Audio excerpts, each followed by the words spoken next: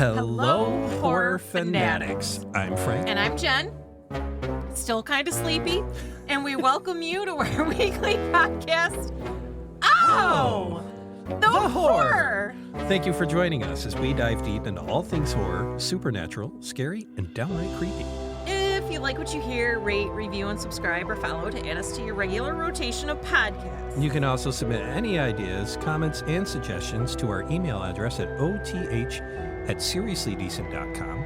You can check out our website, ohthehorrorpodcast.com. Check out our back catalog, connect to our social media presence, and connect to your favorite podcast platform. I got a suggestion. Yeah? You got to get a milk frother in your life. It's changed the house. It's changed the dynamic of the house. It's changed... It has, like, my Pampered Chef dealer. We'll call her what she is, my dealer. Oh, yeah. No, it's... Glad you know it, because... Yep. I had that purchased for me as a birthday present, and I have been raving about it on her Pampered Chef site, and she replied, does Pampered Chef need to provide some sort of intervention? And I'm like, why? I think 3 cappuccinos a day is totally reasonable. And she's like, right. And the funny part is she's family. Yeah. Yeah. I mean, hey, I stand by it. You know, and you know, I'm not hurting anybody. Got my decaf coffee. You're not hurting a soul. And I don't know what it is about, and it's just foam. Yeah. It's really just warmed milk. Mm-hmm. Hey. And I'm Joy like, comes into the oddest... this is amazing. Joy comes from the oddest places, you know. Why haven't I had this in my life before? It's incredible. I love it so much. Well, and it's funny because, like, even when you're drinking caffeine, like, the option for a cappuccino was there all the time. And yeah, you didn't really take advantage of it Here's that the much. thing.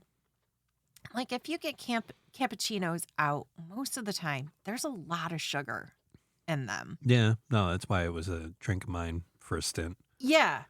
And, like, doing it myself, I don't know what the proper ratios are. I'm really just making... Yeah, you're overdoing it. I'll say that for a fact, just from the experience that I've had in drinking them. I think I have I think you're just doing the right amount. I think you're doing just enough. Because the joy in your life is worth it. Oh my God, So, it brings me so much joy. no less, no more. You're right in the pocket. You are so in the pocket with this. Yes. But anytime I hear a cappuccino, I think years back of that woman at Cafe Florentine. Yeah. Like she made an amazing cup of coffee. I remember I used to just walk in there and just be so excited. I know you wanted to hire her to make coffee for us. Honestly, you almost lost Team 2 Art. I was going to bring her aboard. Oh. You know. Oh, yeah? Yeah, but you're just too much fun. You know. And thank goodness, because I gave up caffeine, so that would have gotten awkward. Oh. Yeah. Yeah, but I mean, you know what? I can still have my decaf coffee. Well, yeah. And now I have foam, and it's really just... It's just a sad little cup of decaf coffee, but I love it so much. Like I said, it's the little things we find joy in. Yep, you never know where they're coming around the corner. If you haven't tried it, get yourself a milk frother. Should we drop your dealer name here? You know. Oh, poor Melissa. I don't think she can handle that. Pampered Chef does have one. It heats it, and you've got different settings. So it's like, not big either. No, it's not. Sometimes that's a problem with Pampered Chef. Stuff is big. Yes. I'll say that much. Yes. It's the perfect size. It's almost like a little big coffee grinder. Yeah, it's about like the a little same bigger size. than that. Yeah. You know. Yeah. It's comparable. It doesn't take up a whole lot of real estate. No. But it gives you options. Like you can just have warm milk. Well, you made the Shamrock Shake. Yeah. And that was pretty tasty. That was tasty. but that was Aldi. Well, Yeah. yeah. Yeah. But you used the No, foamer. I didn't. Oh, you didn't? I did not use the foamer. So would you just use the blender? I have a milkshake attachment that goes on my hand mixer. Wait a second. So you've had that hand mixer for what? 15 years? 15 years? Yeah. And we've been together for coming up on 16 years. Yeah. And I'm just learning now That there's a milkshake that attachment. there's a milkshake attachment for the hand mixer. The fries!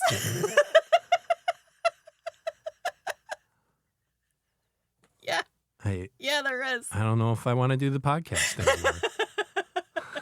Of course, half the audience is just like, yes, this is what I've been waiting for 4 years, is to get Frank off the show.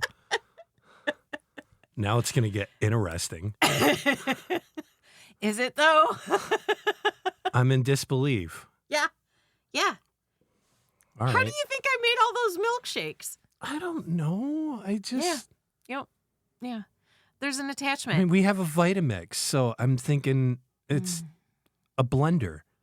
I mean, we could do. That's what I've been doing for the last 16 years. I have done them in the Vitamix, but the milkshake attachment, it's just a stick. It's just like the ones they have in Yeah, Stewart's. Yeah. Or any kind of ice cream Any place. ice cream place. Oh, no. Yeah. I know what a milkshake attachment is. Yeah, we have one. I'm Mr. Ice Cream. I've been Mr. Ice Cream since I was 3 years old. Yeah, we have that. Unfucking real. And the best part is when you turn the hand mixer over, it even shows you which side you put it in. I'm going to freaking gain 40 pounds next week. That's why I didn't tell you. Sure, now that comes out. Yeah. You can claw back to righteousness here, but it's going to be tough. Either way, here we are. Thanks for putting up with Holy Month. I can't really say thanks. I hope you listened to it. Yeah. And I hope you gave it a shot. If you didn't, I suggest it. Yes. You know, we put a lot of effort into it, first and foremost. Yes. There was a lot of research into that. Yes. A lot. Yes. There was a lot of reading, a lot of videos going through. I think this is what people don't understand behind the scenes with this too, is the amount of crap we go through that doesn't make it. Yeah. You know, so to like read for a topic, there's some topics like Eucharistic miracles for me. I weeded through so much crap and it was junk. And that's why that topic gets a bad rep. Yeah. Is because there is a lot of junk. Yeah. And there is a lot of stuff. Yeah. But inside there, there are some really good, credible things. Right. And that's, I think, You what... have to separate the wheat That's from what I the think, chaff. you know, that's what our aim is. You've Yeah. brought it up a couple of times and, you know, I might have tried and got distracted and ran it on something else, you know, shocker. But, yeah, we try to weed through all that stuff to get you good information on things. And then, you know, if you agree with it or not, fine. You know, we're not here to try to force you to think a certain way or force you to look at something in a certain light, but just to kind of maybe throw some light in a different direction. Yeah. And that really gets to the context of the subject at hand today.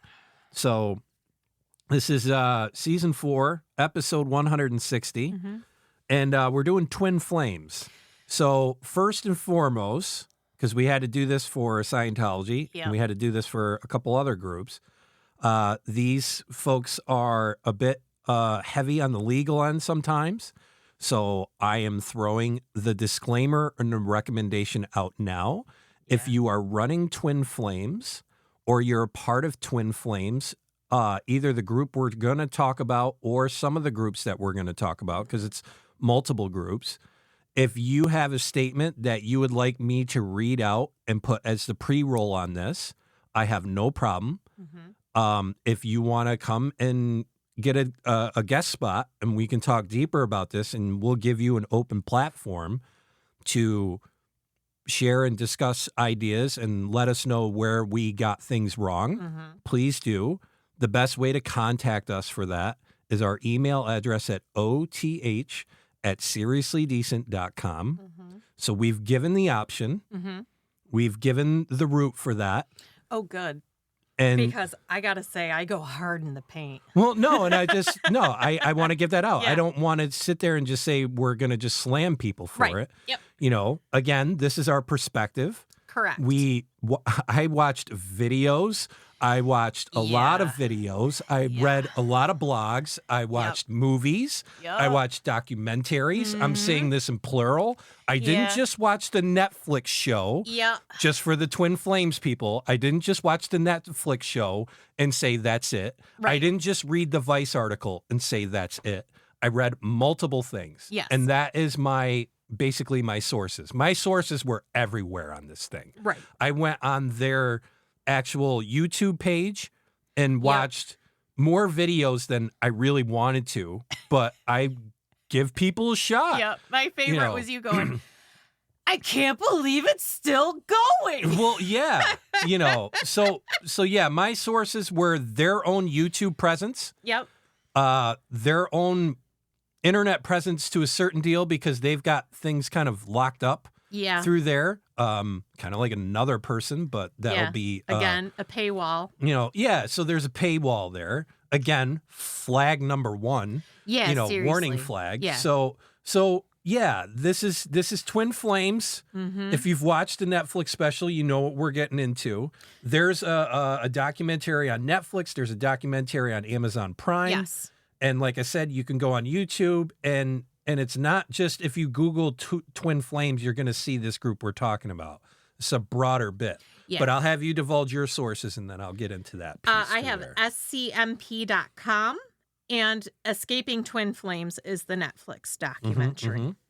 And that began streaming in November 8th of 2023. Correct. Excuse me. So Twin Flames itself is an idea that's actually been around for a long time. Yeah. And it's got traces back from Hinduism and a number of things. But basically, there's in these spirituality circles, this is what would be considered like the highest form of love is called a twin flame. Mm-hmm. And for people that aren't familiar with this, it's basically like a soulmate, but it's more intense. And the type of love that you would read in like these kind of make-believe stories of The this Harlequin just like romances. yeah, like just this Mhm. like powerful Mhm. connection and there's nothing else. And Yep. no matter what happens in the world, this connection's unbreakable. I have traveled through space and time to be, yeah. No, but this connection's unbreakable. Yep. It's never unbreakable. It's permanent. Which And is this odd yeah. because, it's supposed to be unbreakable and permanent till it's not. And they decide, Well, yeah, we'll get into Yeah. that, but basically, I'm just saying overall the Yep. concept. It existed not just for decades. This has existed for a long yeah. time, and celebrities have gotten into this recently Mhm. about it. Alicia Keys is one of them. Megan Fox. Yep. Actually, Ryan Gosling has a story that's interwoven in this where he was actually on the other end of it. uh-huh. I don't know if Oh, you read about no, that. I didn't. Yeah, so He had a twin flame stalker.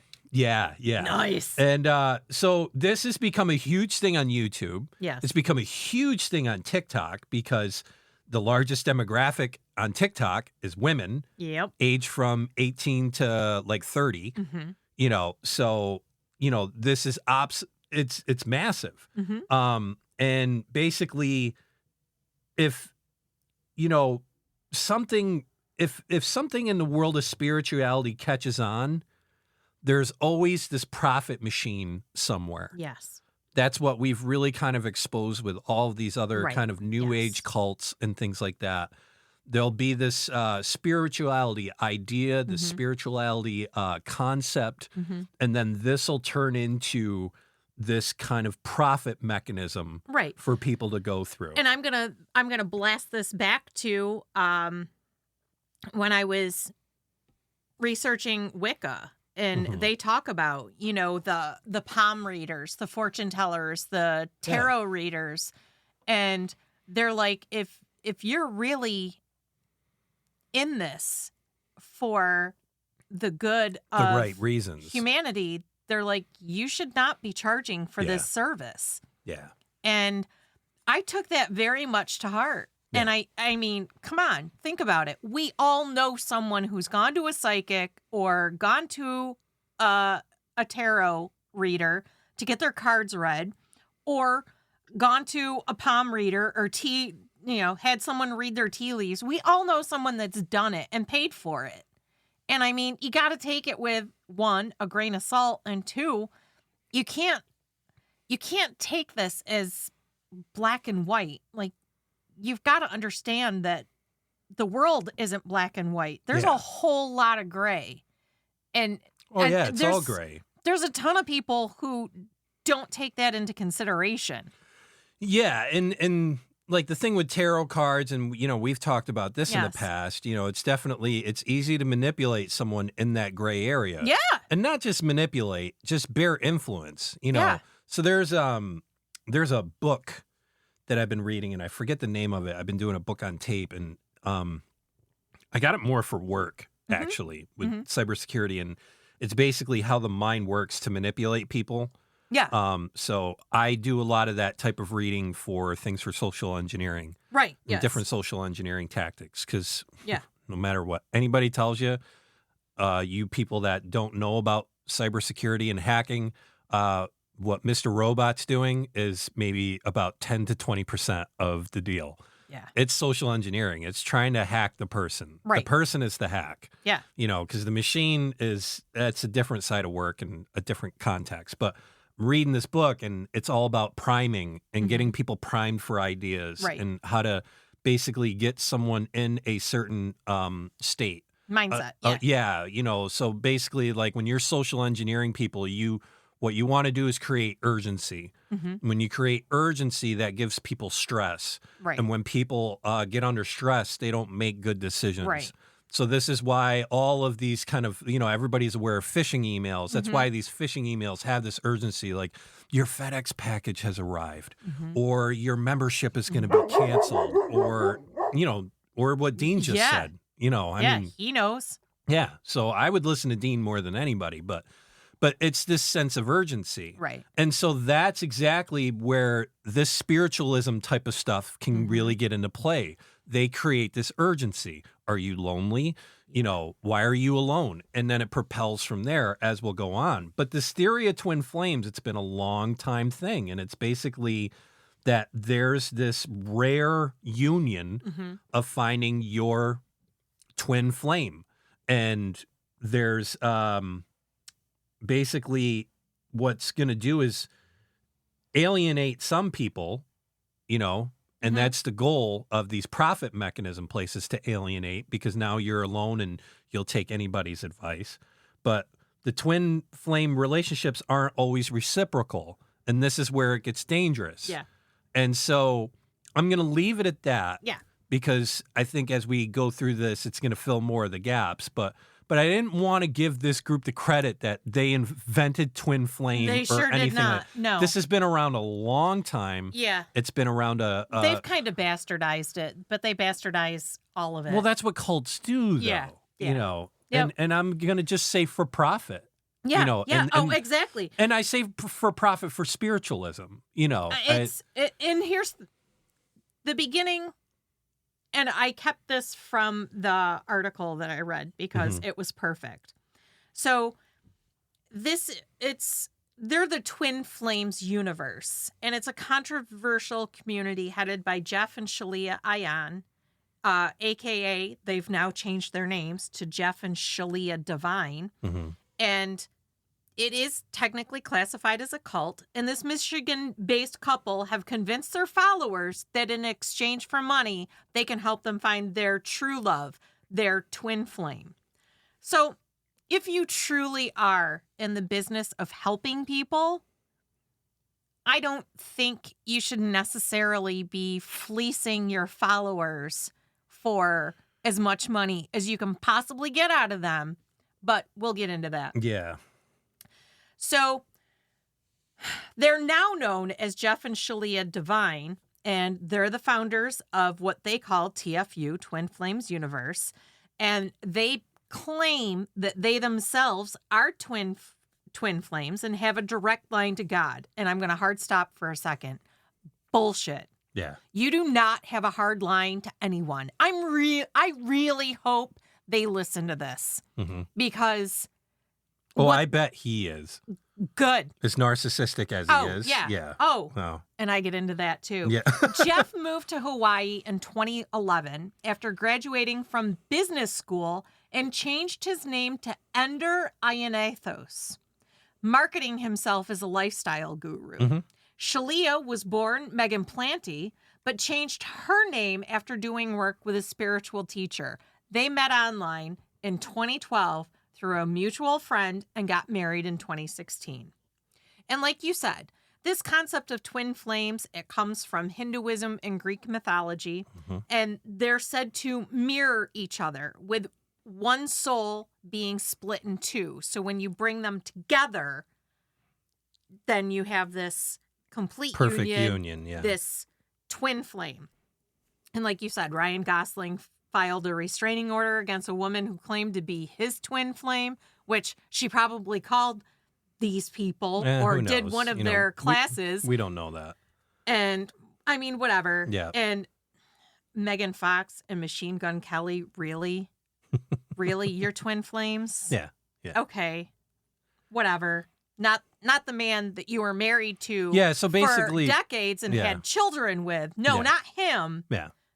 This other guy. But at the crux, the twin flame thing that they're selling, just to get away from the side of things, what they're saying as a duo is you find your twin flame, but here's the thing is you can't find your twin flame. They can only tell you who your twin flame is. Correct. So that's the real problem right there. Yes. You get involved with these guys. Basically, you're going to take courses. These courses cost anywhere from $300 to like $3,000 a piece. Yeah. And this is to get you educated into the system. And then what they do is these groups where they get together and they determine who your twin flame is. And usually how they do the determination is you will mention somebody, you mention that you're into them, and they say, oh, that's your twin flame. Wow. And it's very, very brief. It's, again, to get the things going. So now where it goes sideways is they'll say, yeah, but that person's not into me. And they say it doesn't matter. Yeah, you that's do your whatever. twin flame. That's your twin flame. So fight for them. Do whatever it takes. Well, they don't like me. And so what they do is this concept called mirroring. And this is terrible. Yeah. This is a real terrible concept. Scientology does this a lot. Yes. Scientology really did this a lot. I think they turned it way up to 11. Yeah. But basically, whatever this other person's doing, you've got to mirror that. So if they're not paying attention to you, you're not paying attention to them. If they're mean to you, it's actually you're being mean to them. And it's this reflection piece, and they call it mirroring. And what this does is it creates a situation where you're downgrading yourself. Right. They don't have to downgrade you. No. You're doing the work you for do them. It for and I always say this with cults. It's like, the true cult experts, the pros, the ones that are really good at it, they don't have to demean you. They don't have to tear you down. You'll do it. You do it yourself. Do it eagerly for I mention them. it with victimhood all the time. This is the problem with victimhood. Victimhood is a process of systemically you tearing yourself down. The moment you say, I'm a victim of this, and nobody's done or said anything, you're declaring yourself a victim. I don't have to do anything now. Yeah. If you say you're a terrible person, all right, let's work on that. Right. It's not, well, wait, let's see if you are a terrible person, and let's see if we can build from that. Right. Why do you think you're a terrible person? And they do this whole bit where you do this yourself. And so now what the group will do is say, okay, this is your twin flame. You got to fight for them. So you go and you chase after them. Right. And this is where the restraining orders come into play. Yeah. This is the whole Ryan Gosling thing. Yep. Somebody told this woman that he was her twin flame. That he was her twin flame, or she figured it out through these videos with no guidance whatsoever, also which is just as bad. Yes. This is why I'm not planting everything on this group, because they don't deserve the credit right. to own it. and somebody could watch a lot of these videos, put this into their head and say, well, yeah, no, I'm this twin flame. I'm going to show them. They don't know it yet, and it's basically the same attitude that people have in an abusive relationship. Yep. I'm going to change this person. Yep. I'm going to make it work. They just don't know it yet. Yeah. And oh man, I'm going to fix them. That's a real tough road, So once their docuseries, both Netflix, which is the Escaping Twin Flames, the one on Amazon Prime is Desperately Seeking Soulmate, Escaping Twin Flames Universe. And that was released in October. That was a month before Escaping Twin Flames. So they released a statement stating the allegations levied against Twin Flames Universe not only distort our true aims, methods, and curriculums, but also misrepresent the autonomy of our community members who are free to engage with our resources as they see fit. And they also assert that they have a multidisciplinary team of experts, including PhD researchers and educators.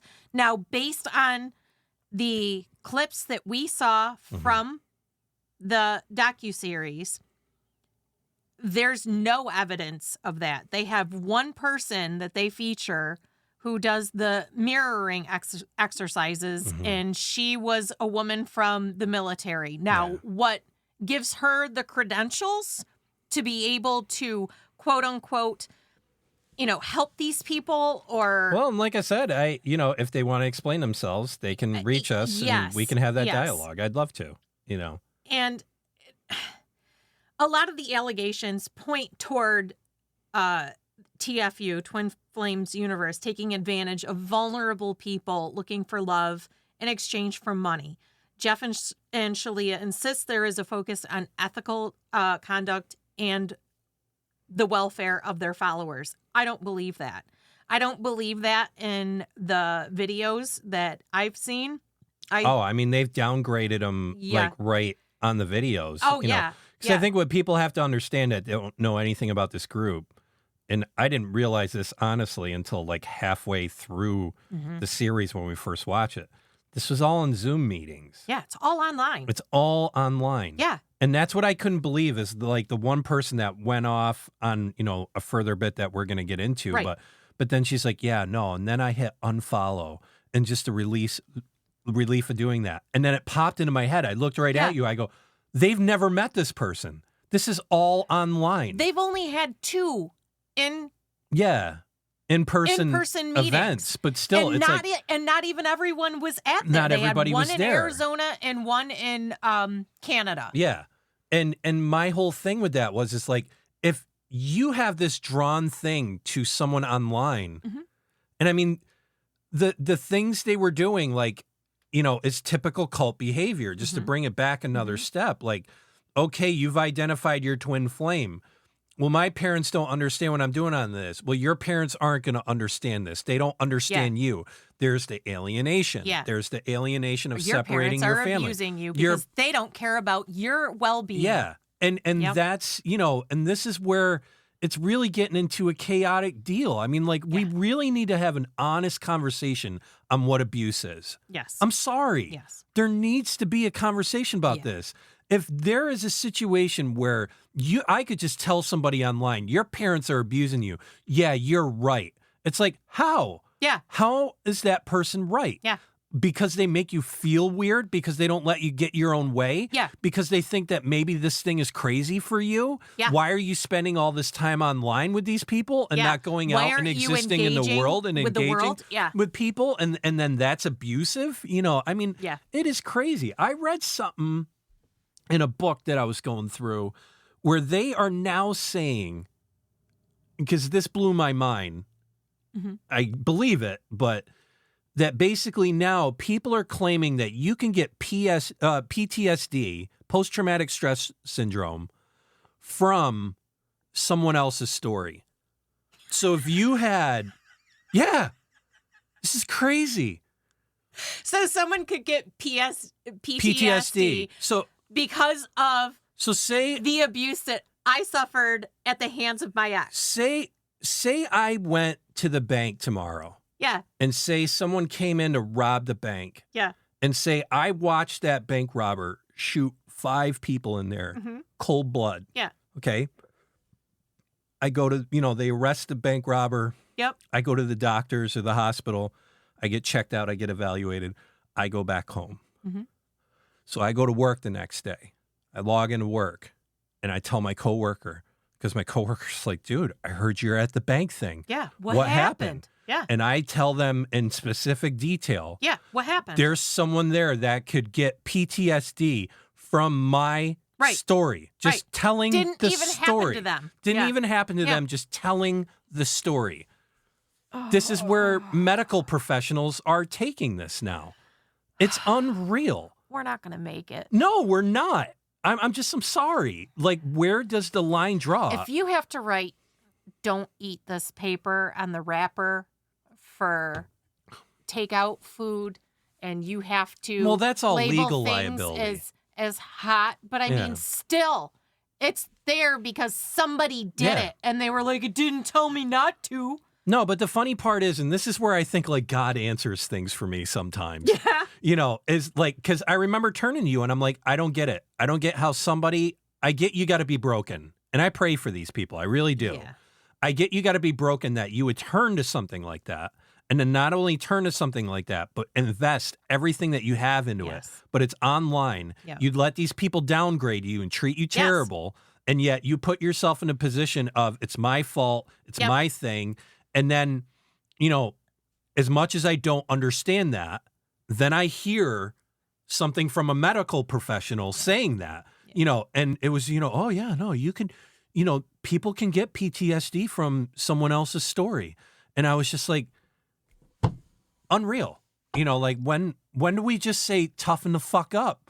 I mean, I just like, and like how bad of a spot you got to be from hearing it from someone else's story. It didn't even happen to you. Yeah. Like, it just, I'm sorry. And this really was hard for me, this Twin Flames thing. Yeah. Because now what happens is it starts out with all guys. And then the problem is it's a mix. No, I mean, like, there's guys involved. Correct. But then, like, what happened here is the men started leaving. Yeah. And then the women were pursuing these guys and chasing them away. And they're getting restraining orders. So now you have a bunch of women on these Zoom calls. Yep. And the only dude is this guy in the lead here. Yeah, there might be, a straggler one here or two, there. but even in the videos and the Zoom calls and the documentaries, like, they ain't saying anything. Nope. They're not talking. They're not blah, blah, blah, Nope. And I just, like, and then that was a problem they had. Is now we've got nothing. We get into that. Oh, good. So, in both docs, police officials in Farmington Hills, Michigan, they actually they show it in the Amazon Prime video. They show the police actually visiting Jeff and Shalia after claims that the couple is running an online love cult. Yeah. And they essentially say that, no crime has actually taken place because these people are willingly participating. Willingly doing it. It's the problem with cults. They did refer the case onto the FBI to investigate whether possible federal crimes have occurred. Yeah. And I'm going to bet dollars to donuts the possible federal crime is tax evasion or something along those lines. It could be a number of things. And despite all of these allegations, there's no charges that have been filed against these two. Yeah, you see, that's the real big problem is you get people the people that break away from this and run, they just don't want to deal with it. Yeah. And they just run away. That was the thing with Scientology. You hear a lot of people, they're just like, look, I'm out. The catalyst for all of this was February of 2020, Vice published an investigation into the practices of TFU. And in response, Jeff and Shalia filed 2 lawsuits against former members and their family who had spoken out against this community. And the civil trademark lawsuit and libel, slander, and civil assault lawsuits were dismissed in 2021. Mm-hmm. So it basically is a defamation of character. Correct. Yeah. And essentially they were they filed the lawsuits against these people that spoke out against him, and they were dismissed. So none of them saw the light of day. And I know one of them, it was the family member, they were suing them for $1 million. Yeah. And it's like, whatever. Their Instagram account and YouTube channels remain active. Oh, they're still going. Posting messages to followers on how to, quote, reveal your true twin flame and heal your way into harmony and your union. Other recent posts include three reasons why the twin flame runner runs, whatever that means. 3 signs that show twin flames are real. They do have, what started all this was a stupid book they wrote, Finding Your Ultimate Lover and Twin Flame Meditations. Those are the 2 books that they have, which if you're in the Twin Flames universe, if you don't give them a 5-star rating and rave about how amazing these books are, 1, you get chastised. 2, you can get kicked out of the group. One guy accidentally gave them a 4-star review and got berated in a live call. Yeah. And it's still on YouTube, and you can watch Jeff berate this guy to the point where the guy actually, he just leaves. Yeah. He's like, I'm out. Yeah. Because asshole. Okay. So I watched Escaping Twin Flames once by myself, and then I was we have to do an episode on this. And then I made you watch it, and I'm sorry. And in the first viewing, it's part of the gig.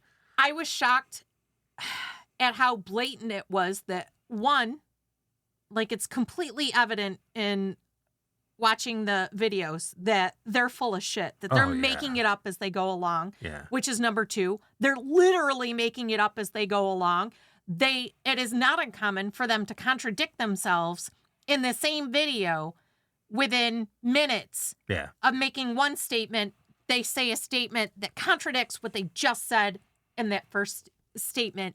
And the third was just how sad this really is. It's very because sad. They are 100% taking advantage of these people. And I say they're taking advantage of these people because, well, we'll get into that too.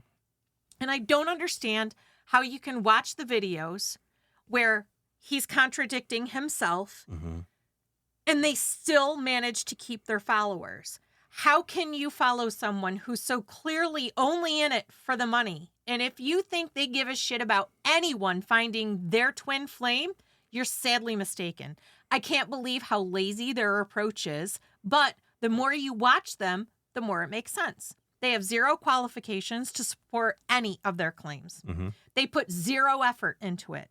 Your twin flame happens to be the very person you're seeing or are interested in at that time. Period. The end. Really? Really? That's your twin flame? Even if that person has 0 interest, they encourage their followers to not take no for an answer.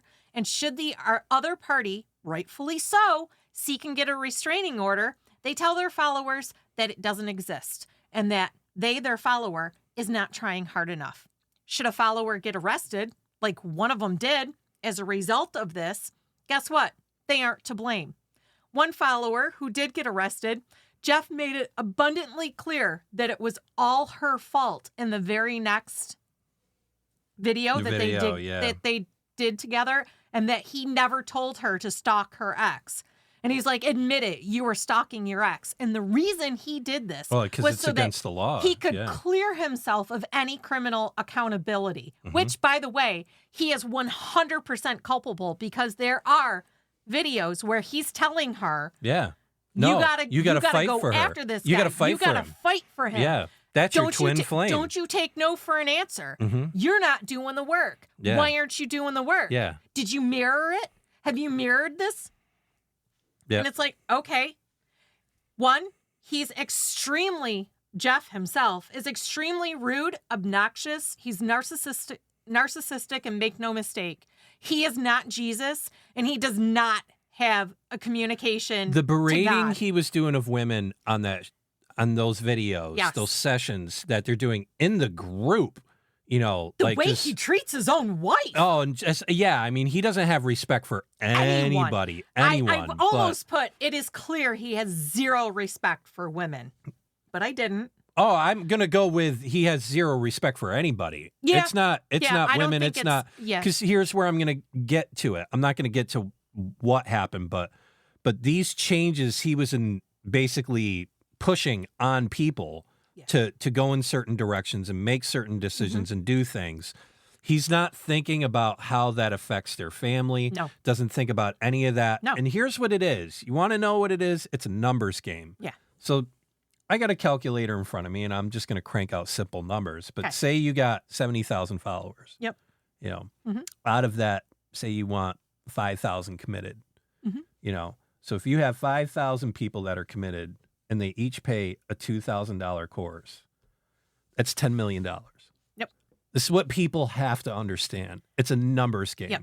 He knows damn well that 98% is going to just turn it off. Yep. You know, they're going to bounce. but he's going to go after these broken people. Yeah. All of these people in this system are broken. Yeah. The ones who have stayed are the The most ones that are broken. in it. Yep. They're broken. Yeah. You know, and this is somebody that is taking advantage of broken people. So And I know if you're in this organization or you're in this group and you firmly believe that you're doing the right thing and all that stuff, yeah, it's hard. It is. It's hard to hear that you're broken. Yeah. I've had people tell me when I had my problems before I met you, you're broken. Yeah. You have a lot of broken areas in there. right. But different from the cult bit of it, I had to go and do the work. Right. Yeah. I didn't have no one has the answers for you in your life. No. Only God does. Yeah. I'm going to say it for what it is. And anybody else that claims they have the answers for you. And I'm not talking about like how to nail that job interview or, you know, how to get that perfect jacket or Only how to you work have out the better answers and for stuff you. like that. Yeah. Like that. I'm not talking about that crap. I'm talking about how you can get along with other people, finding your soulmate. You might not find a soulmate. You know, you might not find that perfect connection in there. There's a lot of people in the world. It's you a could numbers also game. be you know, misreading what you think is a connection, But and if- it's not. but like I told you Yeah. before, like before you and I got together, I remember there was a lot of women that I would meet, and I mean just flat out women, and I would look and be like, they're not in my league. They got their shit together. They got their life on straight. can't. They got everything, and I don't have any of that. Nope. I can't offer that. I'm full of imbalance. I'm full of, and this is a real problem with people is they don't want to do that self-reflection. You bring this up a lot, you know, where it's just people don't do that self-soothing No. and the self-reflection. No. It's all outward. Yeah. It's you need to do this for Yes. me. You need to you need to make me you need feel to better. accept this for Yes. me, and you need Oh, to don't worry. you know I get into that no, too. and I'm just but that's definitely the problem with that. So you get somebody that's in that situation, and now you want them to do something that's more mature than what they can offer. Yeah.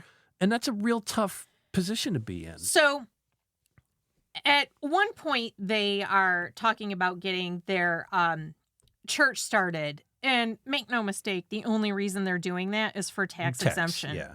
So he quotes or references that in all these depictions of Jesus and in all these works of art, he's got the facial hair, the long hair, the blue eyes. And they're like, that's not a Jewish man. He's like, it's me. Like all those pictures are him. So again, this is at you, Jeff. Dude, the vast majority of the males have long hair, facial hair, and guess what? They all look like him. You're not special. Are they all Jesus because they look like him too? Well, no, and I also get to the point where like there's some videos of him where he's very short hair, clean cut, and whatever. This person will do whatever it takes to get whatever message they're. It's snake oil, basically. Yeah. So But whatever I mean, they're how selling, egotistical do you have to be like, oh yeah, all those images of Jesus? Yeah, it's me. it's by any means necessary. Yep. You know. And they're only interested in collecting and keeping all of the money they receive from their followers. Yeah.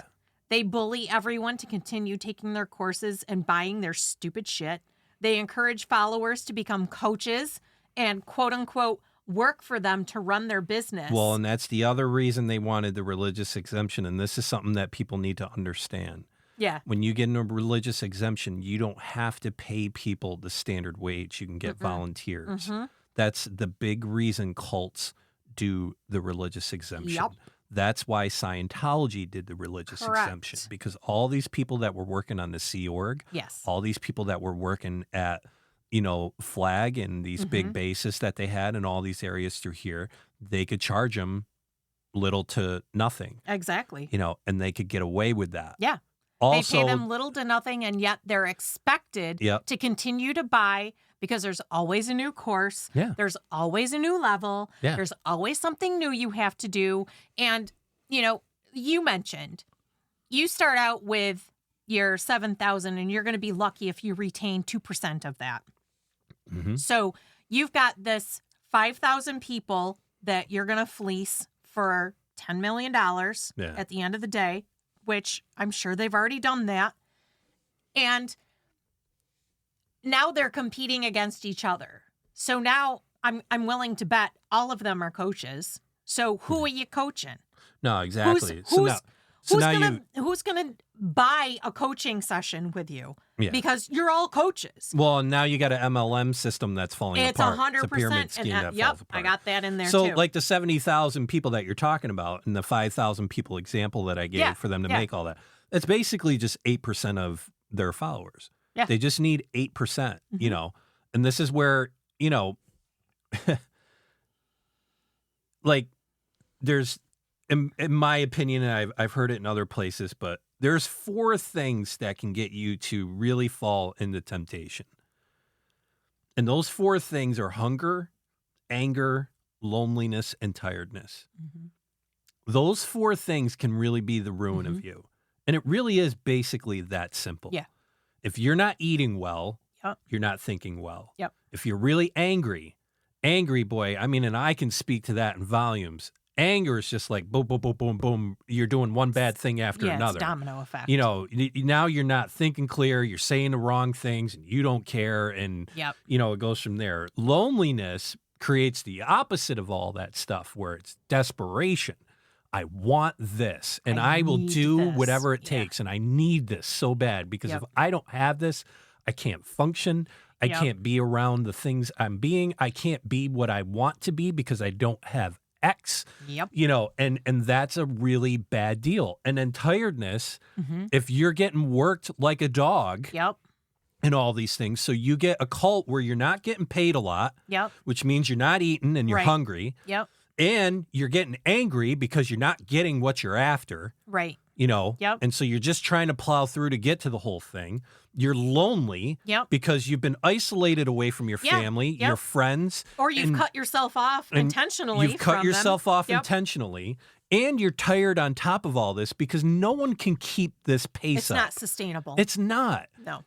And you get the people that do this for like a year, 2 years, 5 years, a decade. And just the exhaustion and just how just burnt and crisp up your brain is on this. And this is where someone can convince you to do anything because you're not thinking rationally. And I'm going to say it again. They do not have a direct line to the divine. They are not speaking to God or Jesus or anyone else. And God and Jesus is not speaking to them. No one is speaking to them but them.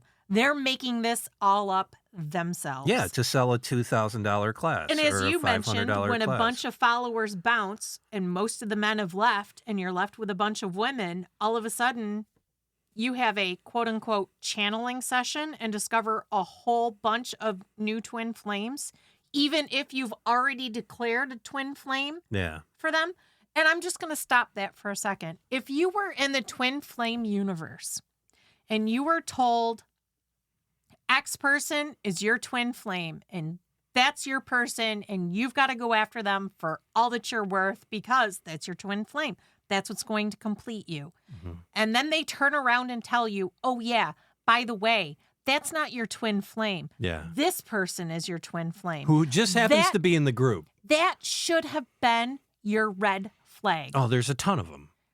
And that's where I say, like, I don't know how you help people in these kind of situations. Yeah. And the thing is the people that were in this particular one, Yes. but all the other ones, they're like, yeah, you couldn't have told me anything.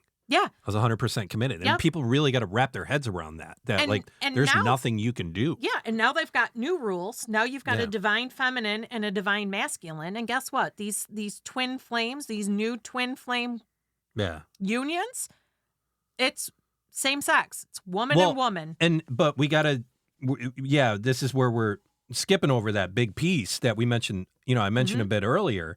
So now you got the situation where, my twin flame is this person at work, and that's not working out, and then all of a sudden, like I said, all the men are getting driven out of these meetings. And so now you got like a meeting of 30 people on Zoom and they're all women. Yep. And they've all driven these people that were supposedly their twin flame away. Yep. And like you said, these two, the lead of this whole thing, all of a sudden get this inspiration from God. They have an all-night channeling and session. have an all-night channeling session. And then it's just so convenient that everyone in the Zoom group, their twin flames are in that group. Yeah. And so. No, it's not convenient. Yeah. It's divine. It's very convenient. So now. No, it's divine. So it's now, preordained. So now I'm, Carol, this, 20-year-old young woman. Yeah. And I was told that my twin flame was this guy, Brad, who is at work. Yep. I've chased this guy away from me. He doesn't want anything to do with me. He's got a restraining order on me. Mm-hmm.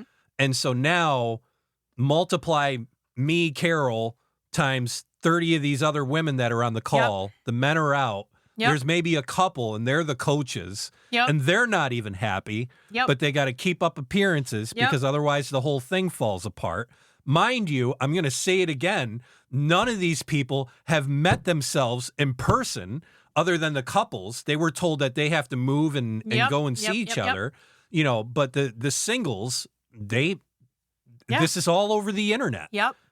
This is all Zoom chats. All internet driven. This is all Zoom meetings and, or Google Meets. And, whatever. And so basically at this point, now all of a sudden they do this channeling session, and now I'm Carol, this 20-year-old young woman. Yep. And now I'm just notified that you're my twin flame. Yeah, Betty. Betty's now your twin flame. Yeah. Oh, and by the way, you're also not a woman. Well, you're divine masculine. Yeah, because now what they got to do is come up with this feminine and masculine thing. And of course, he came up with that. Yes. That's a guy decision. Yep. Because heaven forbid two women just like each other. Yeah. So, but no, he's got to sell this masculine and feminine thing. And this is where they're winging it. Yeah. And so now he's convincing me, Carol, who's super, super feminine. Yeah. No, you're not. No. You're a dude. I'm a dude. Yeah. And so you got to change your pronouns. Yeah. And you got to change your name. So I'm sorry, Alphabet Mafia. Here's where we're going to get things under control here. Because I know some people are like, what? What is he saying? Is it blah, blah, blah? You're getting mad already. Here, if you're over 18, I don't care what you do with your life. I really don't. No. I really don't. No. That's all on you. My whole thing, that's between you and God for me. Yep. But I don't care. No. If you're nice and respectful for me, I'll be nice and respectful for you. Yeah. I don't necessarily maybe agree with what your lifestyle is or your choices. I'm not going to tell you what to do. It's not my problem. Mm-mm. It's not my problem at all, and it's never my problem. You do you. Yeah, you do you. Yeah. My problem is this, where you have a guy that's running a group of people. And he's telling them what they should be. Make no mistake. Yeah. They never questioned their identity. They never questioned who they were. They never felt they were in the wrong body until he told them they were in the wrong body. And so now this is the problem I have with this whole thing is you've got grown adults that are able to be manipulated into this thinking. So much so that some of them have gone so far as to have surgery. Yeah. They're doing gender reassignment surgery. Yeah, in this group. Are you kidding me? In this group, yeah. They're getting mastectomies or they're, doing whatever it is, hormones or whatever they got to do. And this is insane. How do you let someone tell you, you live in you. And this is you live in your body. You know who you are. No, they don't. You're letting someone tell you that everything You've lived with yourself like your I said, whole life. We were joking around about this earlier, but it's true. This could be our last show, you know, talking about this topic. But I mean, if I'm going to have a hill to die on, this could be one of them. You know, and but what they're doing is deplorable. It's wrong. terrible. It's, you know, I really just and like they're taking advantage of these people who have so little respect for themselves that they won't stand up for who they truly are. Yeah. And the ones that did left. Yeah. And you know what happened to them? Nothing. Yeah. Nothing happened to them. You know why? Because it's all online. Exactly. What are they going to do to you? Exactly. You know, I mean, other than maybe shame you online or whatever. But Big honestly, deal. I don't. If you're disconnected from it, you don't. Who cares what they're saying about you? You don't want anything to do with this group. Yes. And the thing is they've got so small of resources. They're not like Scientology. No. That has this massive arm of legal and, you know, they're not sitting on billions and billions of dollars, you know, at their disposal to hire private eyes and all of these, you know, it's like Division from Nikita with Scientology. It really is, you know. And this group isn't like that. They can barely hang on to the people that they have. Right.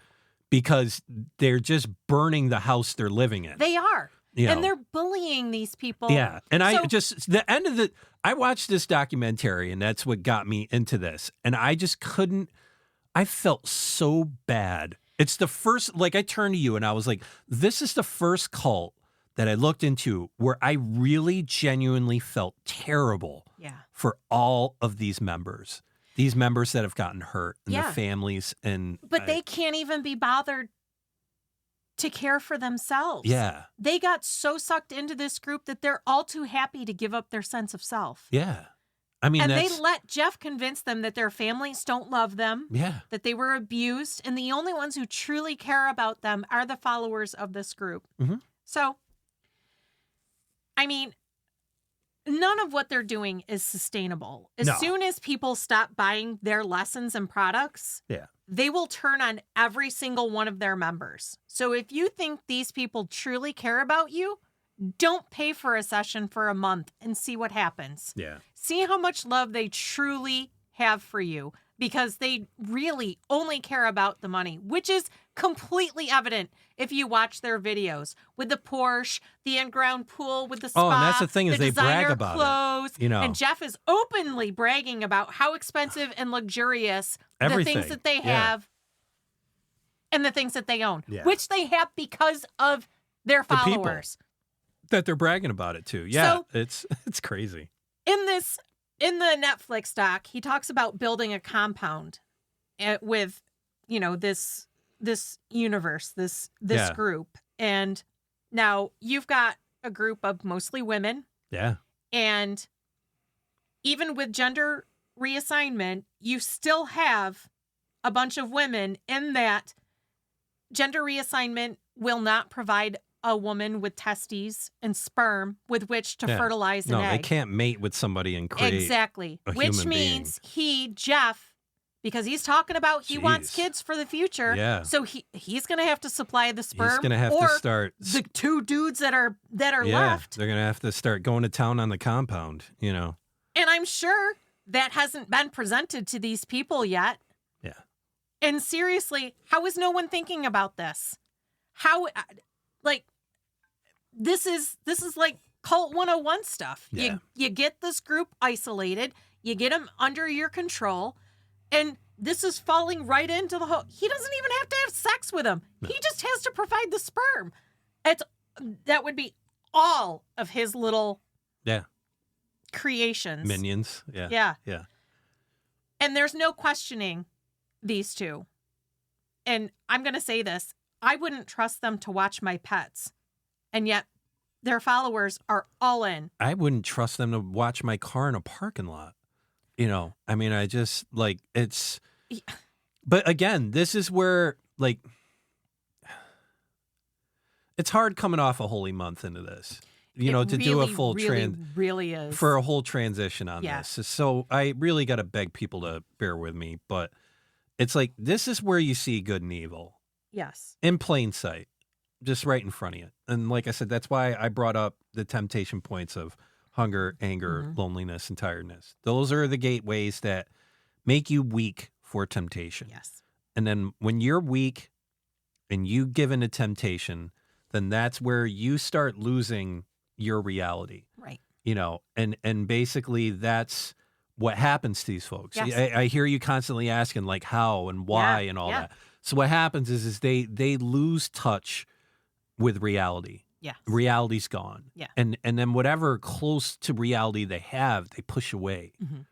Now, what was interesting in researching this Mm-hmm. is some of the people that broke out, they had a really incredible story. And this is where I think, you know, in my opinion, everybody's got their own pursuit of this idea, but to me, this was God at work, Mm-hmm. God at play. They met somebody that they were really into in person, Mm-hmm. going to like a coffee shop or Right. or something while all this was going on. Right. And they actually met, I'm not going to say they're twin flame, but they Right. met somebody that they were really into. Mm-hmm. And so when you meet somebody that you're really into, and this is why I say, like, get offline and start meeting people. Yeah. Because meeting people, especially people that you share the same things with, and it's very, very intoxicating. Yes. And it really gets those natural endorphins going. And you can never get that online, because online you're desperate. I'm sorry, you are. You're desperate if you have to go online and try to find your connection on Right. there. Go out there and talk to people, because here's the thing. You still have to learn to talk to that person. Yeah. If Yeah. you don't know how to talk to people and then you find somebody online, you still have to at some point Yeah. physically meet that person. And you have to carry a conversation with them. And furthermore, and this is what this group will never give you, is you have to figure out how to disagree with that person at Right. times. Yeah. That's the real hard part of loving someone, is when the person you love and cherish breaks your heart. Yeah. You know, and this is the thing, is everybody sits there and goes, well, the person I'm going to find, they're never going to break my heart. No, they're going to break your heart. Yeah. It might not be devastating like cheating on you, but there's a point where your partner's going to let you down. Yeah. They weren't there for you.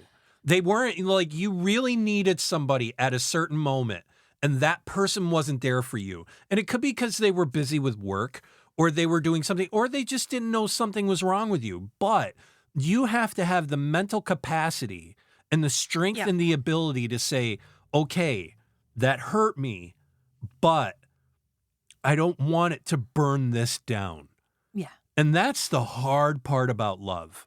That's a real hard part about love. Because there's times I've let you down. There's Same. times you've let me down. And we can Well- say this to each other face to face, but through those moments, we figured out a way to communicate through that. And if you don't have that ability to communicate. It's funny you bring this up, Frank, because Really? I just so happen to have, well, hold on for a second. Mm-hmm. I want to get into, and you made the reference to MLM, multi-level marketing.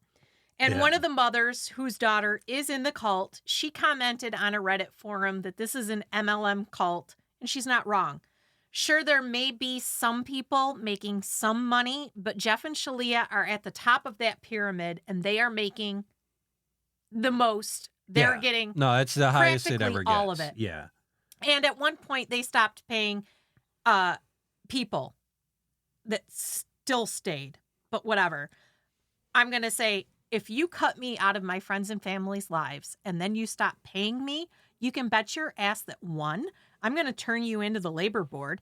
2, I'm going to make all kinds of noise until I get paid. And once I get my money, I'm out. Because if you did it to me once, you're going to do it to me again. And as you said, all of this is happening online. They have only met a couple times in person, like we said, in those 2 places. And it would be so easy to stop all of this. Stop paying for the courses. Stop buying the books. Live your lives. So I'm going to save you thousands of dollars. I'm not going to alienate you from your friends and your family.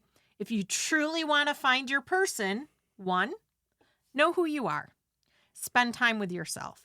Figure out what you want, what you don't want out of your life.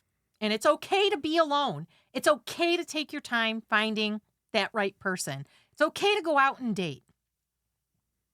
Because in dating, you're going to learn from your mistakes. Find out what made the relationship not work. Yeah. This will help you find out what your deal breakers are and what you don't want in your partner, what you're not going to tolerate. And that's valuable information. Stop chasing thunderbolts and those quote unquote intense connections. This is not love. This is not true love. This is lust and infatuation. That's so and this true. rarely leads to a relationship of substance. You're looking for butterflies. It's with the butterflies that you can start building a life of meaning. Talk. You need to communicate. You need to not only listen, but hear what the other person is saying. You don't just listen to react. You have to listen to take in and have meaningful conversations. You and I, when we started seeing each other, we were long distance and we spoke on the phone. Oh, long time. We did. We spoke every night. Hours. Yeah. And during that time, we had substantive conversations. Oh, yeah. We discussed what didn't work in other relationships, why other relationships didn't work. We talked about what our deal breakers were. Yeah. We talked about what we were looking for. We talked about everything so that we could find commonalities, common grounds. We discussed movies. We discussed music. We discussed sports. We discussed, we talked. We talked about everything and nothing was off the table. Yeah. Well, and the thing is like, because I remember talking to you about this, you know, I remember before even us getting together, like I remember sitting at one point and saying, yeah, you know what? I knew, you know, and this was like my late 20s, early 30s, but more late 20s when I started really addressing it. I was like, I know I'm never going to want kids.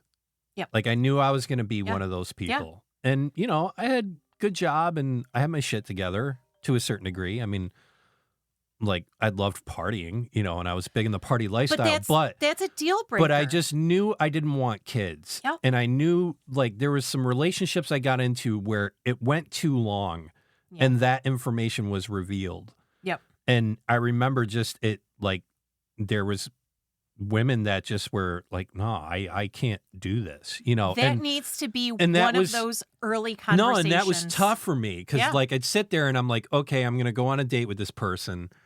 You know, I like her a lot.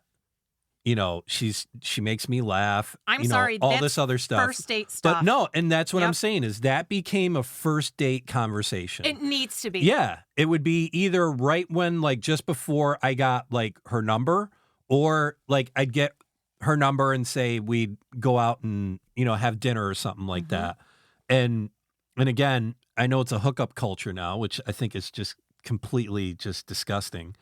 You know, I just, you know, people wonder why chivalry's dead. It's like, well, maybe not have a hookup culture, but it would be one of the first things I'd say. Yep. And it got to the point where it was like meeting someone and being like, oh, what are you doing tonight? It's like, look, all right, I don't mind hanging out tonight. And I remember like one of the like real fun nights I had, I remember like we sat down, had dinner, and we were going to do dinner and like go to like 2 to 3 different things. Had like this big night planned. Right. And I just said, look, I just want to tell you this right now. I never want to have kids.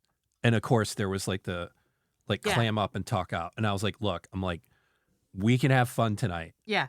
And we don't have to do anything physical. Yeah. We can have dinner and we can go do all these things. We can go do these things. But if this is a problem for you, we can just do this tonight. And then, we're done. Like, or just, you know, I can be a friend or whatever. But this is like, this is not going to change. Like this is a hard stance. And I remember like the breath of air, like she exhaled after that. And she was just like, I'm so glad you told me that. You know, she's like, I'm not happy hearing it, but like, but I'm glad that like, and we ended up having a great time that night. Yeah, because you don't have to be emotionally vested. Yeah, like, and we just knew that we were two people that were just going to have a good time that night. This is for the moment. And that's as far as it went. You know, and then other times it was just like, oh, well, you waste my time, blah, blah, blah. I'm going to say all this. that. And, you know. The relationships that I had prior to you the lightning bolts or the what I thought were the intense connections or the people I thought, were my person or my soulmate. Every single one of them that I know of, there might be one or two exceptions, all have kids now or had a kid. Yeah. And I can't. That was one of the things I couldn't do. Yeah. And like, even when we got together, everybody, when are you going to have a kid? When are you going to have a kid? Yeah, oh boy, that was tough. And I'm like, okay, I'm not going to go there, but it started to become a thing. Yeah. So I went to the women because I was like, I can't. Yeah. I physically cannot have children. And I've already processed that. I've already grieved the fact that I'm not going to have children. And I've moved on. And every time you ask me, it's like grieving it all over again. Yeah, it's just opening the wound again. I was like, so just know that I can't. But to have that conversation is necessary. It is. Because if you don't, then you're just getting wounded all the time. And that's a case where people are really trying to just be nice. You know, I mean, that's just generally because that's how the kind of standard is. That's the, and you can't get punchy about it, but you got to just know where you stand with things, as you were mentioning earlier. And a lot of times, and the best times to do that is alone. Figure out what you like, what you don't like. That's why I have that as number one. You've got to know yourself. You got to take the time. Yeah. You've got to be able to be okay in the uncomfortableness of being alone. And I'm going to say this. I love my time alone. Yeah. I love being alone. I don't have a problem with me. Guess what? I'm a lot of fun. I like all the same things. Yeah. We're like BFFs, me and myself. Yeah. That's the way it should be. Yeah, you should be able to sit and I don't know, eat a meal by yourself. You should be able to go to I went to bars by myself, and not because I was trolling for dick, but because I was actually, I don't want to sit at home. So I'm at least going to go where people There's are. a lot of people that just can't do that. Men or women. Yeah. I mean, that's not I just have several of them in my family. I mean, there's a lot of people that just can't go somewhere by themselves.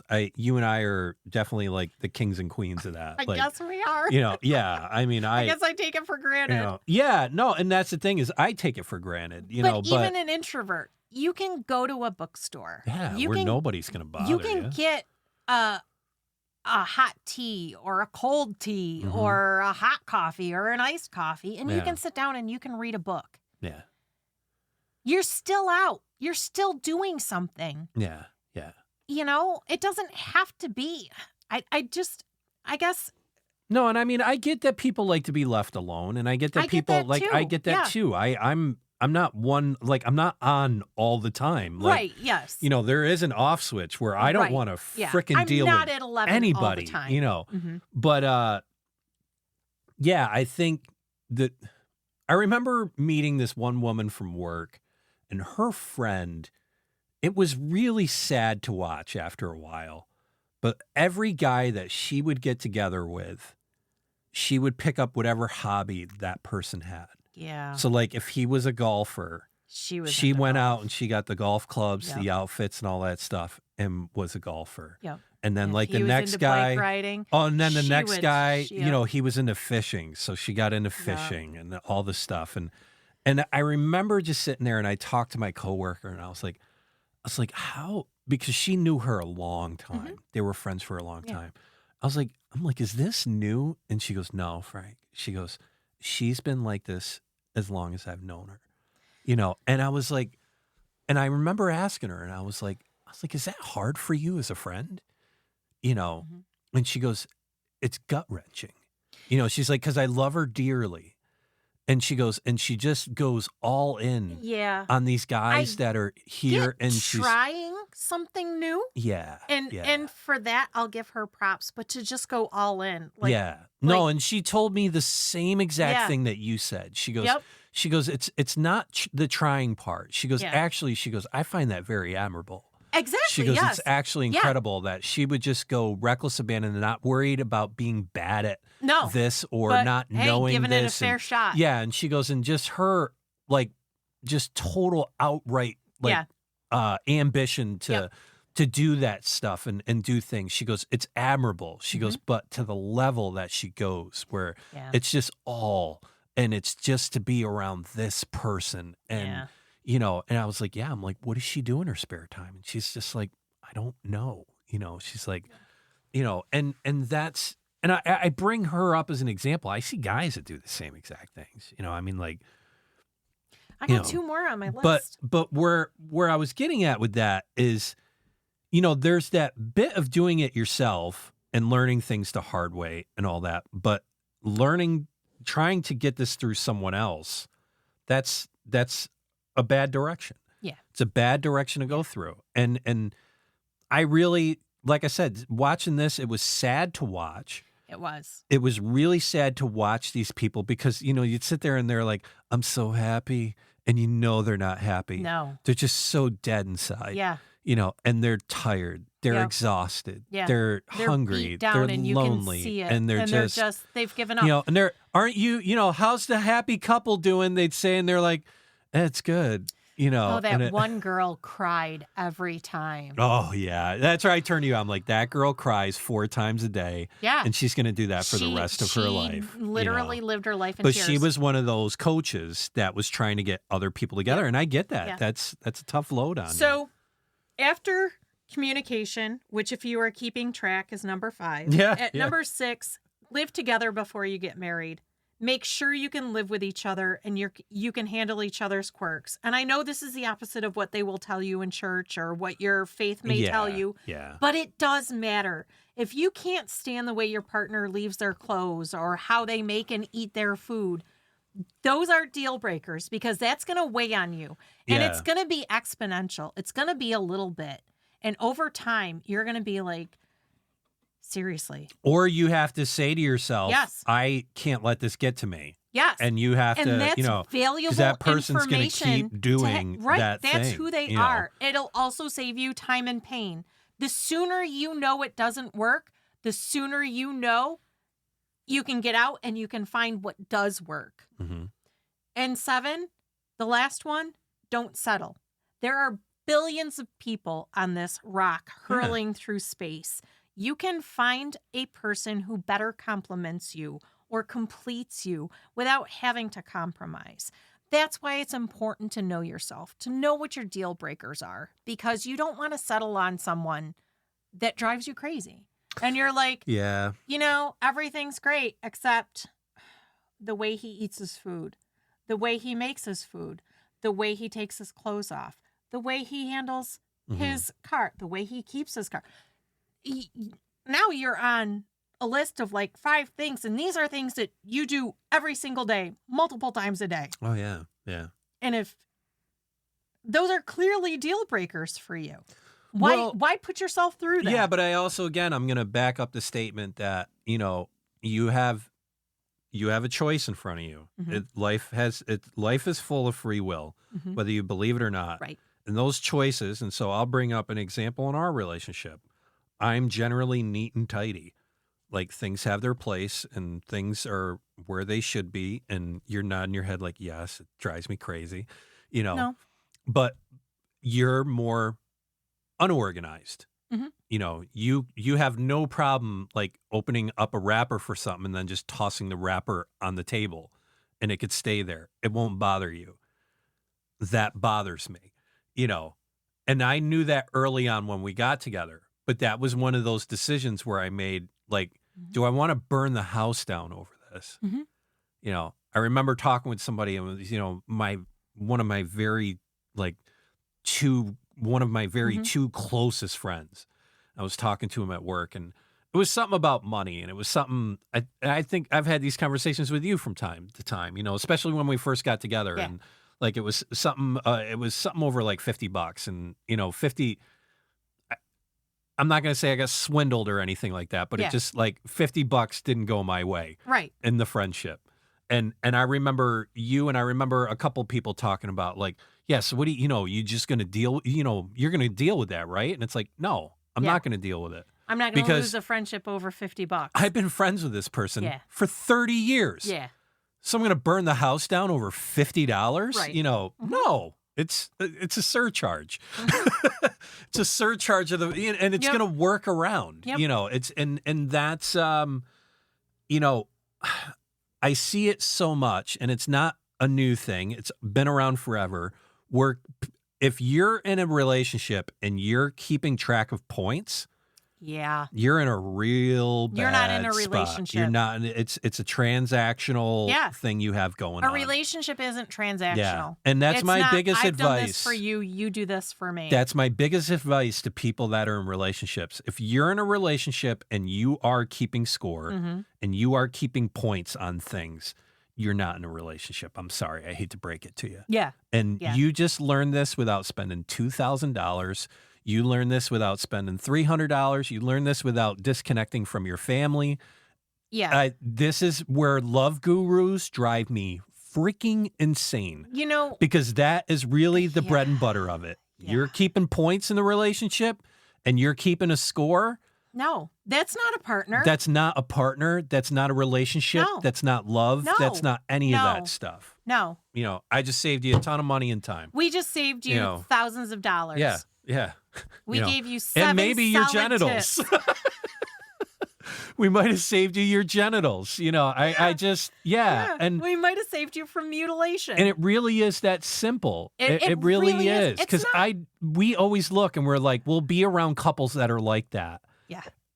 And then we'll leave and go home, and in the car, we'll look at each other and we're like, thank God we are not like that. I don't understand. I don't understand how you live like that. Like, it's got to be exhausting. The number of married couples that have his money and her money. Oh, the 2 checking accounts? Yeah. And then there's the one account that nobody knows about? It's like, my dad was like that. And I don't know what that's all about, but he always had extra money. And, I'll tell you what it is. They don't trust the other person with their money. Yeah. And like I said, if you don't trust them with your money, then what the hell are you raising kids for? Yes. What are you having children for? Yes. I told you early on, it's like, look. Don't lie to me. That was your number one. That's my number one rule with everybody. Yep. Friends. Yep. You. Romans, countrymen. Oh, yeah. Just don't lie to me. Because I'm going to sniff it out. Yep. Because I can sniff out a lie from a mile away. I just got a nose for it. And that's a whole separate 3-episode podcast right there on my previous life experiences.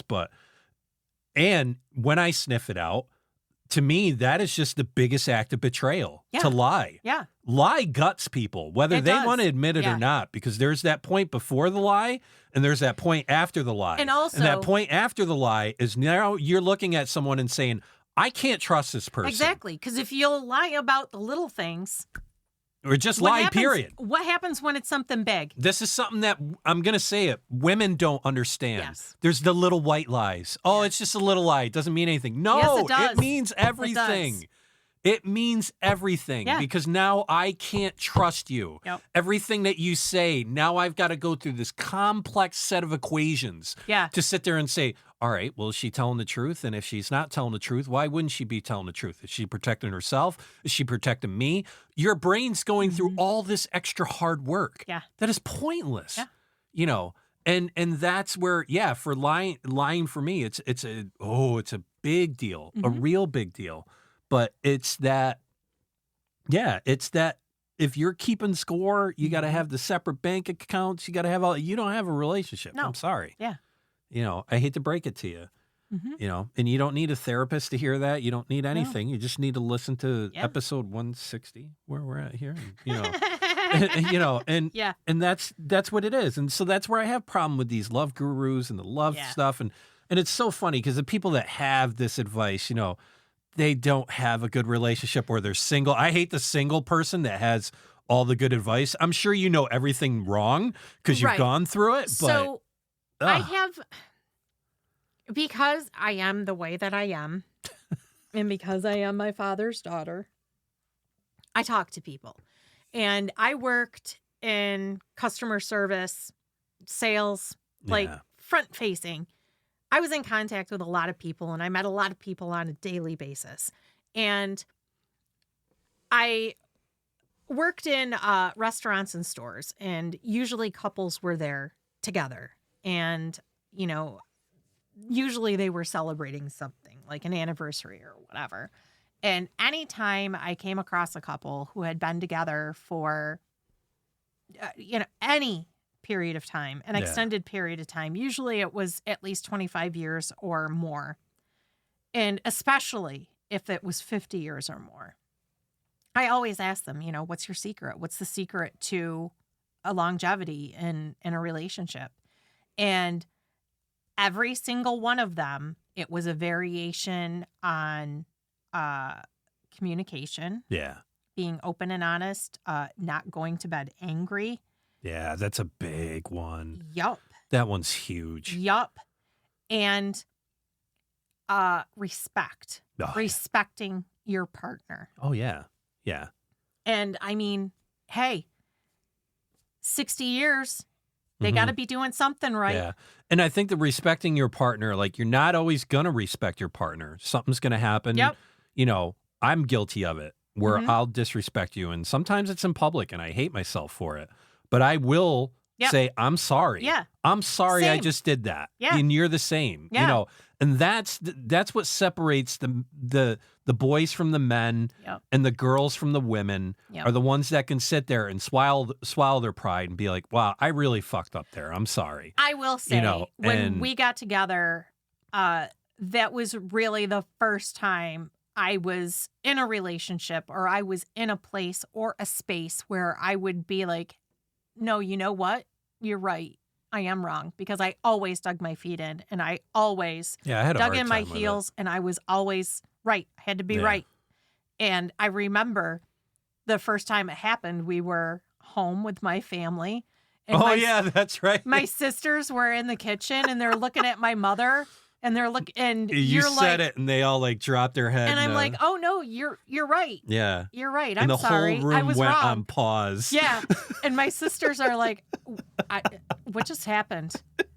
What do we do here? Yeah. Yeah. What is the protocol? My big problem before we got together, and I can't even really say it was before because I know this is something I'm really bad at, and I try to work on it. When I know I'm right, I'll fight to the end. Mm-hmm.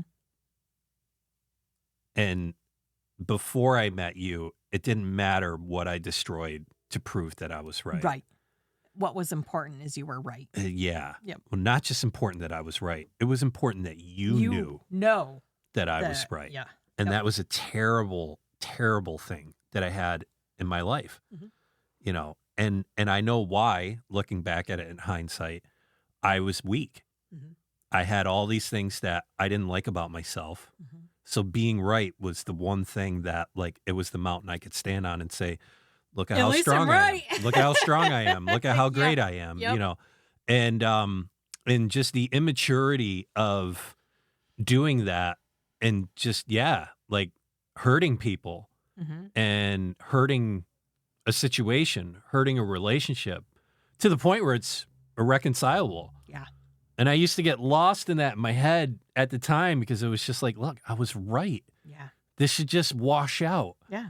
But it just... And it doesn't. No, it doesn't. And so you go in a circle around that. And that was a real hard thing for me to get through. That was years. Yeah. And this is what you were talking about. I was just putting some emphasis on things like what you were talking about earlier, where you got to spend time with yourself and reflect on why something went wrong. Yeah. Why did this go wrong with this relationship? And man, it's so easy to blame the other person. It's so easy to do it. Okay. But it's just, you can't. It's like the person that sits there and says, I don't know what it is. Trouble always finds me. No, trouble doesn't find me. Trouble. You are trouble? Yes. Or you're attracted to trouble? Yeah. Or both. Yes. And that's... you have to be humble enough to admit that not every relationship was the other person's fault. Yeah. You have culpability. You have accountability. Yeah. You have to accept what you did, and they have to accept what they did. Everybody has their part that they play. Yeah. That's why I say it's important. It's important to figure out what the failures are because you learn from those. You actually get the most information from the failures. Oh, yeah. Well, and that's with anything. Yes. You know, you fall down, you scrape your knees, Yeah. you know, and then you're like, all right, how do I not fall down again? You know, and I had... but there's people that will just go through and no, I was 100% right. And, Yep, you know, that yep. person was wrong. And, you know, and even like the people, I remember talking to one woman and, you know, she was like, yeah, you know, I had this guy, he just gets so upset. And I was like, yeah, I know how that is. I get real upset, you know, as well and blah, blah, blah. And she goes, yeah, she goes, you know, and I just got, it was always his fault, blah, blah, blah. And I was like, so you mean to tell me that you never got him riled up just to do it? Mm-hmm. And then she's just like, yeah, no comment. You know, Yeah. and I was like, yeah, Yeah. you know, so I mean, granted, he was probably a bad person or Right, not a but- match or whatever. But the fact is You could have if just you're left. stoking the You flame, didn't have to stoke the flame. exactly, you Yeah. could just leave. Yeah. You know, Yep. and that's what got me with this cult Yeah. is the fact that it was online. Yes. That was the part that yeah. just It's I not couldn't even like you're wrap stuck in my the head compound. It's not around. even like you're... Yeah. It's like, you've got seriously? like Scientology. We were doing these. There's people that are stuck on a ship in the middle of the freaking ocean. Yes. They're stuck. Yeah. They can't go anywhere. Exactly. You know, and so I understand their fight to stay alive, Yes. to thrive Yep. through all of these crazy Yep. conditions. Even though I don't even agree with that, but Exactly. I can be on the level Exactly. there. But this being online to me was the epitome There's of zero reason why yeah. you should be taken advantage of to this degree. And so my $1 million question is how the hell do you help someone with that? You know, How do you reach that person? you And were then this is mentioning- where I think I think the people that get out of cults, I think have a genuine responsibility to help people that are in cults. Yes. I know it's the last thing they want to go in. I know it's the last thing they want to do. But I've done enough honestly- of these to where you don't want me to try to help someone get out of a cult. Exactly. I'm not Because in I've a never cult. been in one, and I Yeah. really just can't, because I'm that person that would have listened to these two talk for 30 did. seconds to a we minute. did, and we Yeah. looked at each other and I'm like, we're like, I would have been out already. yeah, I would have left. every time. And that's even if I got in there. Exactly. You know, I mean, that's just, you One know. of the questions that we ask ourselves when we're doing this research is, when would you bounce? Yeah. No, it's. And like, you had the chicks actively trying to recruit you for Nexium Yeah. at your job, and you're like, Yeah. no, Nope. Sounds Nope. like a cult. Oh, it's not like that, man. It's like, nah, yeah, it sounds like it's a cult. 100% like Yeah. that. No, Yeah. and that's when I knew I was the same way. yeah. I'm like, eh. you know, I would say without, you know, I try to figure out like all the cults that we've done, which one would have gotten me, you know, Ooh, and I really, I hate to say it, I'd give it to Scientology. I think so. Yeah. If you caught me at the worst time in my life, at the right moment, in Yep. the worst time of my life, and you were able to get into me that system could help me, Mhm. and if you could yield results soon, like in a week or 2 weeks, Yeah. I Yeah, would have I'm in. maybe. I'm not going to say in like 100%. No, but at least you're But gonna. you've got my attention, Yeah. and I want to learn more about this and blah, blah, blah, you know. But yeah, all these other ones I look and it's just like, no, you know, I just, I can't do it. Yeah. And like I said, just listening to those two talk for like 5-10 minutes, I just, yeah, right there. I was like, no, I would have been fucking with the guy Yeah. in the Zoom meeting. I Yeah. would have been like, yeah, but dude, you just said this. So what do you mean here? You know, and blah, blah, blah. And, you know, I just, yeah, if anything, I would just be in there to screw with him. You know, Should we do that? I thought about it, but I just don't want to Yeah. give it any space. I don't want to give them a follower count. I don't Yeah. want to do any of that kind of stuff. The only way I would engage with this person is if they reached out to us and they want to clear The air. the record Yeah. and clear the air. And that's why I gave the disclaimer in Yep. the front, and I'm giving it now at the close. You know, is just, If we got this all wrong. no, if I got it all wrong and I don't understand what you're trying to do, reach out to me. Yeah. You can email me at oth@seriouslydecent.com. Us. You can Yes. reach out to us. And I always just say reach out to me because I'm the one that checks the email. You know, Yeah. But Yeah. but it just reach out to us and we can even talk offline. Right. We don't have to do it on the air like this. And then if, you want to work something up and collab with this, and just, I have no problem giving you the platform. You're never going to find a larger advocate for free speech than me. Yes. You're never going to find a larger advocate for it. I will let anyone talk. Yes. I will let anyone combat speak. Speech is with more speech. No, exactly. Yeah. I don't want to silence people. I don't want to shush people off into a corner.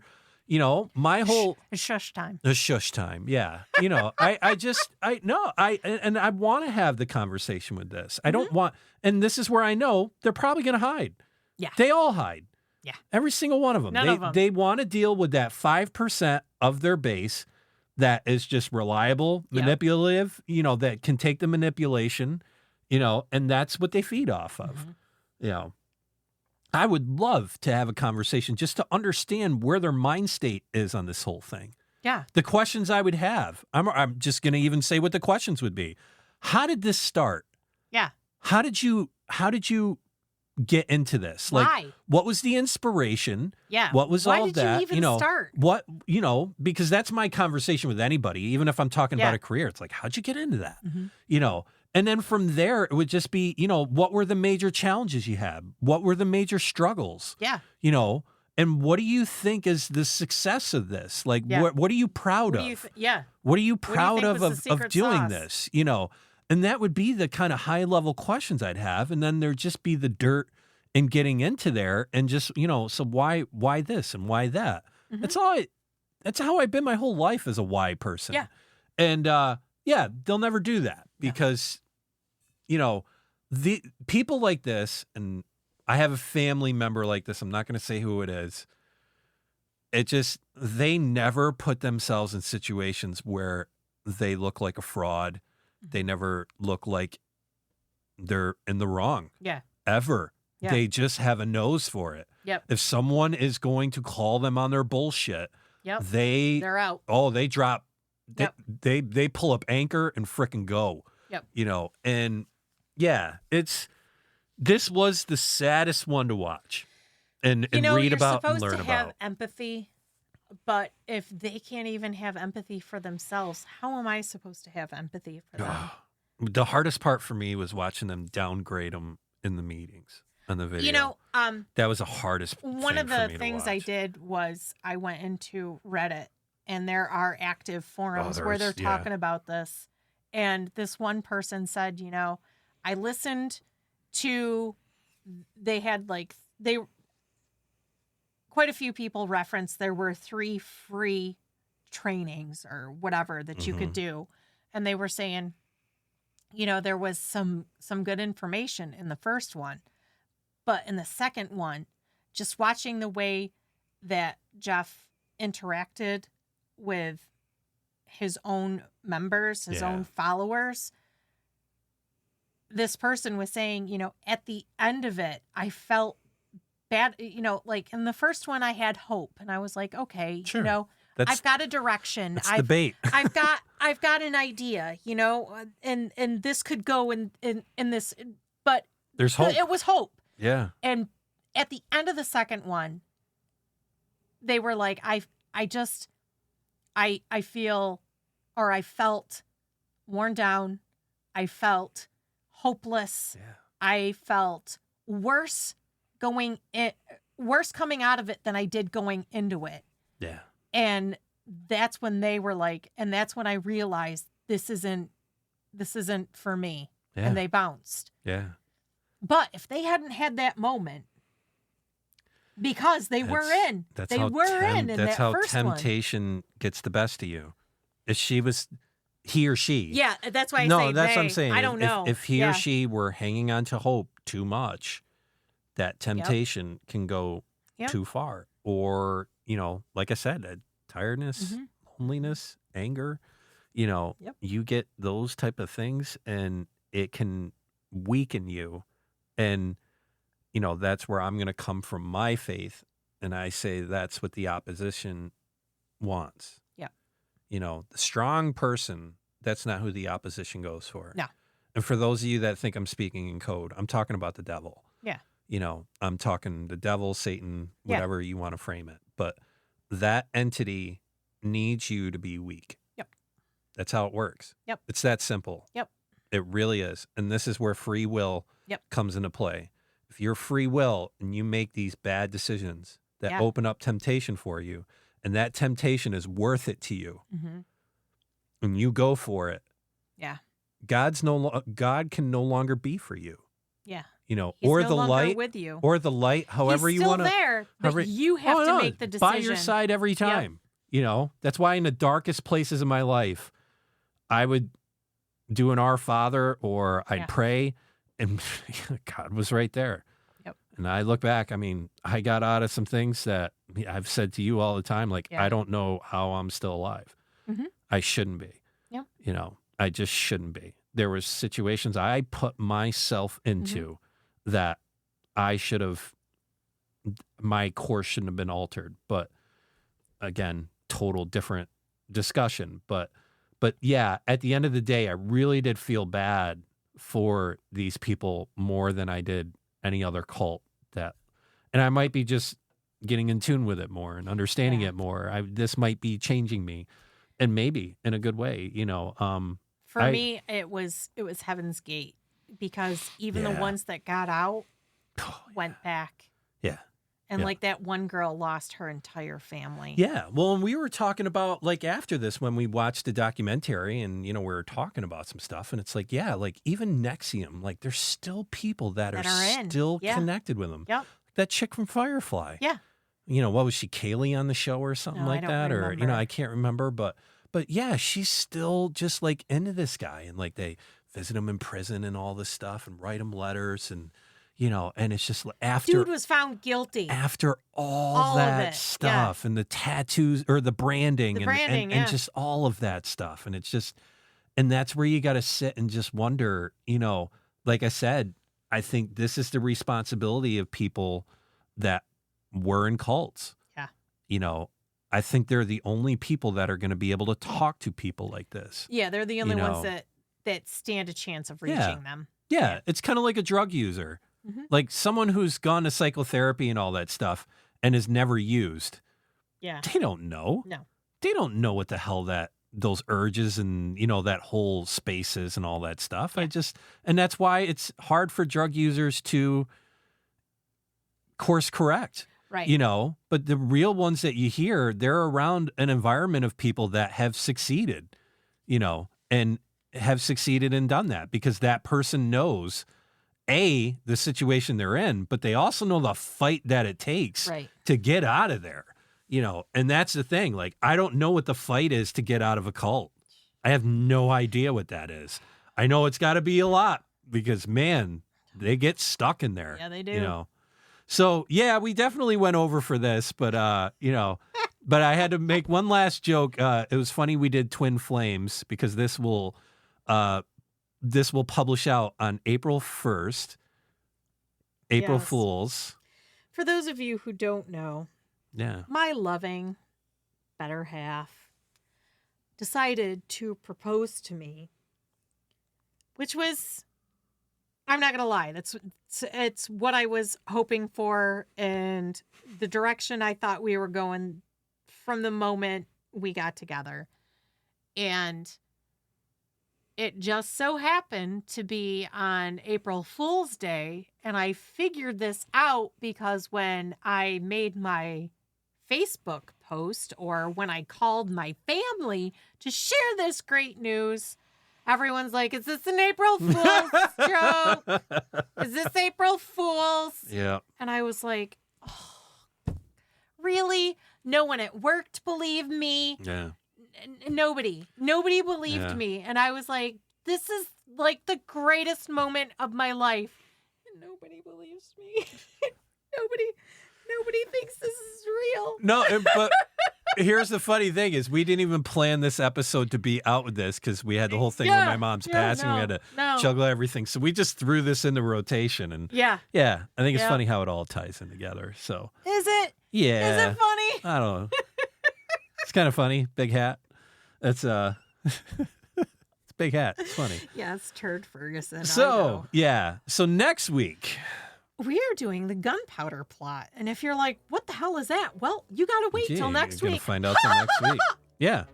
So we're definitely looking forward to that. Yes, and, we are. For the 4 people that are still listening now after the time that's gone by. But no, we run a little long sometimes on the juicy ones. This is definitely a juicy one. Yes. So yeah, gunpowder plot next week. Yep. So with that, rule number 1. No Ouija boards. Number 2. No dolls. 3.